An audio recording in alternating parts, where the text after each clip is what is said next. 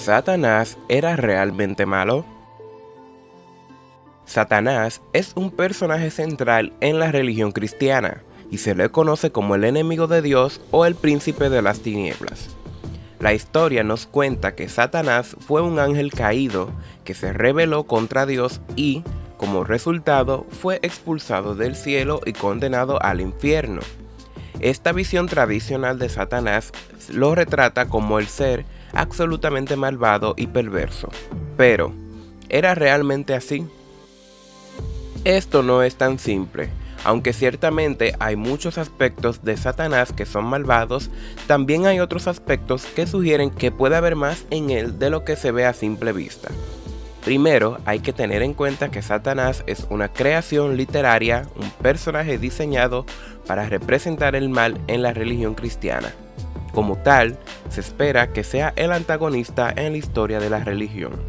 En algunos textos, Satanás se presenta como un personaje inteligente y astuto.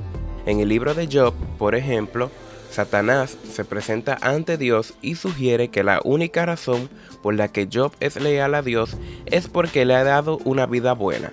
Satanás propone a Dios que permita que Job sufra, y así se verá si realmente lo ama.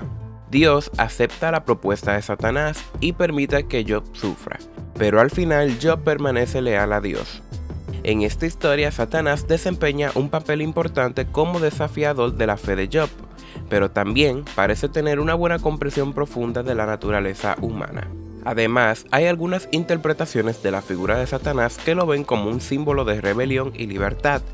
En el poema épico Paraíso Perdido de John Milton, por ejemplo, Satanás es retratado como un personaje trágico que lucha contra la opresión divina y busca la libertad. Aunque su rebelión es presentada como un error, Milton presenta a Satanás como un personaje complejo con motivaciones complejas. Fuego, cuernos y tridentes es como el demonio de la tradición cristiana se ha terminado convirtiendo en una forma casi parodiable que no corresponde con lo que dice de él la Biblia. El texto cita a Satanás unas 36 veces y al diablo 33, ni con el mito del ángel caído que desafía a Dios. La propia iglesia considera estos temas pocos agradables y no suele detenerse mucho en ellos. Es lo mismo Lucifer, el demonio y Satanás. La palabra demonio o daemon procede del griego demon, que significa genio, un ser sobrenatural descrito como algo que no es humano y que usualmente resulta malévolo. Así y todo, la connotación negativa fue algo que distintas religiones del Medio Oriente fueron añadiendo al concepto de daemon con el paso de los siglos. En el Antiguo Testamento, al adversario de Dios se le llama Satán, que significa literalmente enemigo u opositor. Paradójicamente, el Satán, reflejado en los estratos más antiguos de la Biblia, nada tiene que ver con ángeles caídos ni con demonios corrientes, ni con el origen del mal. Simplemente es un ángel a las órdenes de Yahvé encargado de ciertas tareas desagradables. Es más adelante cuando Satán ocupa en la narración el puesto de antipoder frente al Dios creador, aunque la existencia de este antipoder se intuye ya en el Génesis. En el Nuevo Testamento a Satanás se le nombra como diablo, que viene del verbo griego diaballo, que significa acusar. Otros apelativos que recibe Satanás son Legión, príncipe de los demonios, Belcebú, mentiroso, padre de la mentira, pecador desde el principio, tentador, maligno, espíritus malignos, espíritus inmundos o impuros, homicida desde el principio, señor de la muerte, dragón, serpiente antigua, Belial, dios de este mundo, poder de las tinieblas, seductor del mundo entero, ángel de Satanás o acusador. Lucifer, por su parte, no está mencionado en el Antiguo Testamento, no al menos directamente, significando estrella de la mañana o el que se lleva la luz. Según los textos del renombrado exorcista Gabriel Amorth, Lucifer sería el nombre propio del segundo demonio, en importancia a la jerarquía demoníaca. No obstante, para el cristianismo, Satanás y Lucifer son la misma cosa. ¿Quién es el ángel caído?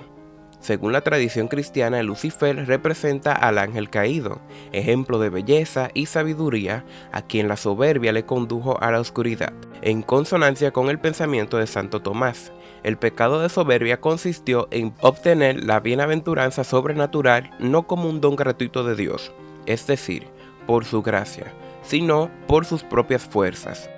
Desde su rebelión, en la que arrastró a 1/3 de los ángeles, es denominado el adversario de Dios. Si bien designar a Lucifer como Satán es un invento cristiano procedente, en opinión de Antonio Piñero, catedrático de filología griega en la Universidad Complutense, un exégesis particular por parte de los padres de la iglesia de un pasaje de Isaías, concretamente el 14:12-5. ¿Cómo has caído de los cielos, Lucero, hijo de la aurora? Has sido abatido a tierra, dominador de las naciones. Tú que habías dicho en tu corazón, al cielo voy a subir, por encima de las estrellas de Dios alzaré mi trono, y me sentaré en el monte de la reunión. Subiré a las alturas del nublado y me asemejaré al Altísimo. Escribió Isaías para celebrar la muerte del rey asirio Sargón II. La referencia al rey como Lucero, hijo de la aurora, fue entendida por los padres de la iglesia como una denominación al diablo. En el cristianismo, ambos conceptos son hoy similares, con la diferenciación generalizada de que Lucifer es el nombre del príncipe de los demonios antes de su caída, y el nombre de Satán es el que adoptó tras su caída. ¿Por qué se menciona a Jesús como lucero del alba? Jesús es mencionado en varios versículos como la estrella o el lucero de la mañana, como así sucede en Apocalipsis 22:16. Yo, Jesús, soy la raíz y el linaje de David, la estrella resplandeciente de la mañana. Pero todo esto se debe a una reinterpretación posterior, en opinión de Antonio Piñero. Cuando los autores cristianos de finales del siglo I o del primer cuarto del siglo II emplearon lucero de la mañana, aún no se había asociado ese sintagma con el diablo o Beliar. No hay el menor motivo de asombro o de desdoro al leer esos textos cristianos, porque los autores del Nuevo Testamento jamás comparaban el lucero de la mañana con Lucifer o el diablo, que al fin y al cabo solo significa portador de la luz. ¿Dónde habita el demonio? Según el libro de Apocalipsis, Cristo vencerá a Satanás y lo enviará a una prisión, que sería el infierno, para que no engañe más a las naciones, y no pueda acceder más al cielo ni a la tierra. Para mayoría de autores, la suposición de que Satanás gobierna o habita como rey del infierno carece de base bíblica. Cuando vaya, lo hará como prisionero, no como rey. La imagen del diablo como monarca infernal se basa en gran medida en los escritos literarios, en especial de Dante y Milton, quien pone en su boca la frase de que es mejor reinar en el infierno que servir en el cielo. Pero, ¿qué es el infierno para los cristianos? El vocablo infierno proviene del latín infernum, que significa inferior, y que, en la mayoría de las religiones monoteístas, representan el lugar en el que las almas de los muertos son torturadas como castigo por los pecados que cometieron en vida. En este mismo libro hay referencias a la condenación con imágenes de los caídos. ¿Cuál es el objetivo del demonio? El nuevo ritual de los exorcismos promulgado en 1998 incluye un resumen de la doctrina sobre Satanás de la Iglesia Católica, que explica que entre las criaturas angélicas al servicio del plan divino aparecen algunas caídas, llamadas también diabólicas, las cuales, opuestas a Dios y a su obra y voluntad salvífica cumplidas en Cristo, intentan asociar al hombre a su propia rebeldía contra Dios. El objetivo del diablo es seducir con mentiras a todo el mundo y hacer la guerra a aquellos que guardan los mandamientos de Dios. Su fuerza se manifiesta como poder de las tinieblas, puesto que odia la luz, que es Cristo, y arrastra a los hombres hacia sus propias tinieblas. El intento del maligno es impedir que vivamos para Dios. Entonces, ¿por qué Dios permite su existencia?